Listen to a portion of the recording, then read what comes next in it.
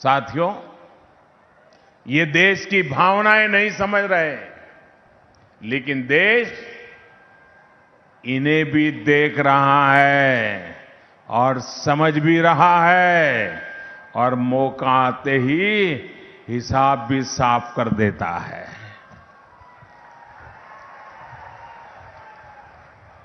हम सभी इनसे बार बार निवेदन कर रहे हैं कि कम से कम राष्ट्रहित और राष्ट्र रक्षा के मुद्दों पर हम सभी देशवासियों का, सभी राजनीतिक दलों का, सभी नेताओं का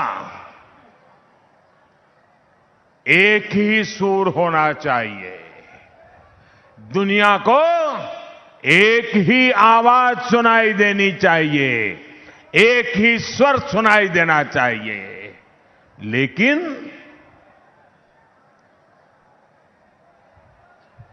हर बात में राजनीति की रोटियां सेकने की आदत वाले ये नेता देश हित की, राष्ट्रहित की इतनी सीधी सरल बात को भी मानने को तैयार नहीं है। और इसी दौरान मैंने सुना, अखबार में पढ़ने को भी मिला कि कांग्रेस पार्टी में अब नई ट्रेनिंग शुरू हो रही है। कहते हैं कि अब कांग्रेस के संगठन में राष्ट्रवाद का पाठ पढ़ाया जाएगा। अभी रोना कि हंसना कुछ समझ ही नहीं आ रहा है। इसका मतलब यह हुआ कि कांग्रेस पार्टी ने स्वीकार कर लिया है कि आज की कांग्रेस आजादी के दीवानों वाली, देशभक्तों वाली कांग्रेस नहीं है। परिवारवाद के बोझ के नीचे कांग्रेस का राष्ट्रवाद दब चुका है। परिवार भक्ति में ही कांग्रेस को राष्ट्रभक्ति नजर आती है। और यही वजह है कि कांग्रेस आज लड़खड़ा रही है, अंतिम सांस ले रही है। इसी तरह राष्ट्रवादी कांग्रेस पार्टी में सिर्फ दुनिया भर में जितने करप्शन के प्रकार हैं, सारे करप्शन के ही संस्कार आज वहां बचे हैं। राष्ट्रवाद की भावना कम होती जा रही है। इसका सबसे बड़ा प्रमाण ये लोगों को याद कीजिए आप, सर्जिकल स्ट्राइक के समय इन लोगों ने क्या बातें कही थी, कौन सी भाषा बोली थी। क्या कोई, मैं जरा आपसे पूछना चाहता हूं, आप जवाब देंगे? सब लोग जवाब देंगे? क्या कभी कोई देशभक्त सर्जिकल स्ट्राइक का विरोध करेगा क्या? करेगा क्या? कर सकता है क्या? वीरों का अपमान कर सकता है क्या?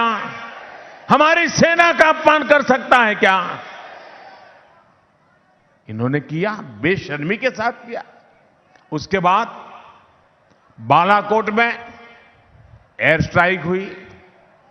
जब बालाकोट में एयर स्ट्राइक हुई, फिर इन्होंने वही गीत गाना शुरू किया, वही राग आलापना शुरू किया, और इनकी आदत जाती नहीं है। और अब जम्मू कश्मीर से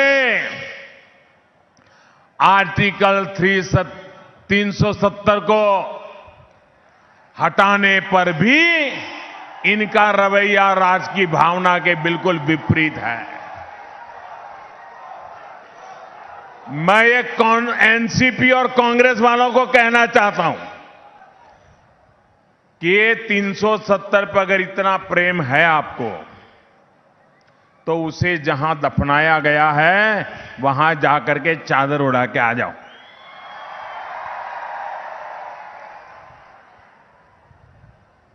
जमीन पर इन दोनों दलों के जो कार्यकर्ता हैं, विशेष तौर पर जो युवा साथी हैं, वो भी अपने नेताओं की बात न मानते हुए कहते हैं कि 370 और जम्मू कश्मीर के मुद्दे पर देश की भावनाओं के साथ खड़ा होना चाहिए, मोदी के साथ खड़ा होना चाहिए।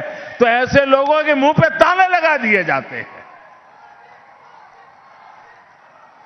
लेकिन भाइयों बहनों, ये सब इसलिए हो रहा है, कुछ नेताओं के अहंकार के कारण, उनका अहंकार 7वें आसमान पर होने के कारण न उनको देश दिखता है, न देश का भला दिखता है, न जनता दिखती है, न जनता की भावनाएं दिखती है, और इसलिए ये उल्टी बातें बोलते रहते हैं, उल्टी भाषा बोलते रहते हैं। भाइयों बहनों, यही कारण है कि बीते कुछ समय से अनेक जनाधार वाले नेता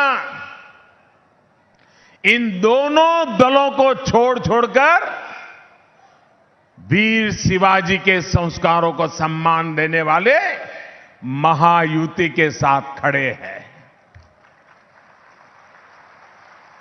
आप देखिएगा, जो अभी वहां रह भी गए हैं, वो भी 21 अक्टूबर को बूथ पर जाकर महायुति के पक्ष में ही मतदान करने वाले हैं। अब वहां कुछ बचा ही नहीं है। साथियों, कांग्रेस और एनसीपी ने दिल्ली और महाराष्ट्र में लंबे समय तक एक साथ शासन किया है, हर काम में भागीदार है, अच्छा हो बुरा हो। अब मैं गिनाना नहीं चाहता हूं, अच्छा नहीं लगेगा, लेकिन दोनों ने मिलकर के ही किया है।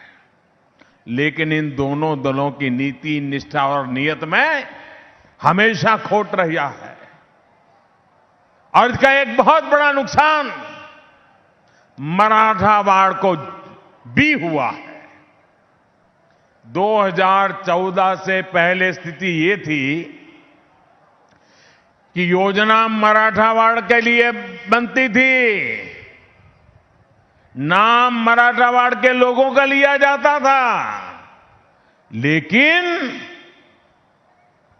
विकास मराठावाड़ा का नहीं, सिर्फ कुछ नेताओं का, उनके परिवारों का, उनके सिपा सालोरों का, उनके रिश्तेदारों का, उनके चेले चपाटों का, सिर्फ उन्हीं का भला होता था। मैं सच बता रहा हूं कि नहीं बता रहा हूं? मैं सच बता रहा हूं। मेरी बात सही है? मेरी बात सही है? मैं सच बोल रहा हूं। तो ऐसे लोगों को बचने देना क्या है? क्या ऐसी राजनीति चलने देनी चाहिए क्या? साफ कर दोगे ना इस बार? पक्का? पूरी तरह? शाबाश।